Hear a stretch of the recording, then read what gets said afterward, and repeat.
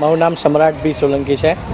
અહીંયા જે એલિવેશનની ડિઝાઇન છે એ કોઈ પણ નોર્મલ બિલ્ડિંગ કરતાં બહુ અલગ છે. દરેક ગેલેરીમાં જે લાઇટનિંગ છે એ ક્યાંય જોવા નથી મળતું અને એકસાથે 250થી 300 ફ્લેટ છે અહીંયા.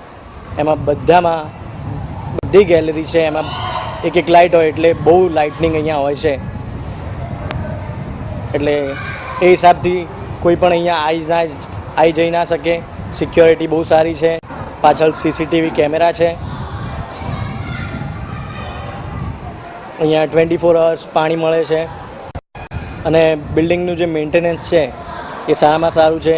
બધા અહીંયા અવેલેબલ હોય છે કે તમે કંઈ પણ કમ્પ્લેન કરો, સપોઝ ઇન કેસ કંઈ પણ હોય તો એ તરત જ સોલ્વ કરવામાં આવે છે. તમને એનું જે પાર્કિંગ છે, ગાર્ડન છે, જિમ્નાસ્ટિક છે, એ અંગે તમે શું કહેવા માંગો? અહીંયા પાર્કિંગ સુવિધા બહુ સારી છે. આગળ પાછળ ઘણી જગ્યા છે અને અહીંયા ગાર્ડનની નીચે એક મિની થિયેટર છે, પૂલ ટેબલ છે અને નાના કિડ માટે બધું રમતગમતના બધા સાધનો છે.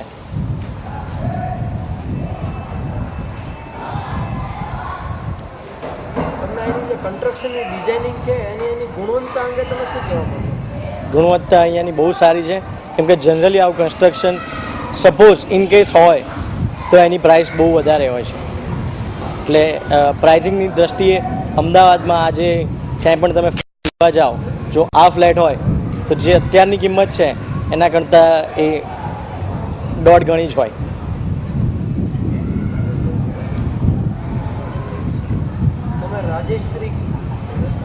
રાજેશ ગ્રુપ વિશે હું બહુ જાણતો નથી પણ મને એટલી ખબર છે કે અહીંયા સહજ સોલિટેર છે, સામે સેફાયર છે અને બાજુમાં સેપિયન્સ છે અને બધા કન્સ્ટ્રક્શન સારામાં સારા છે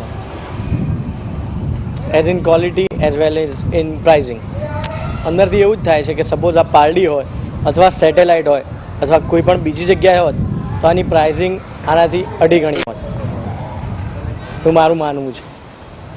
કેમ કે જે રીતે અહીંયા સિક્યોરિટી, પાર્કિંગ, જે બધું લાઇટનિંગ, લિફ્ટ, 24 અવર્સ વોટર એ બધું જો હોય તેની પ્રાઇઝિંગ બહુ વધી જાય છે.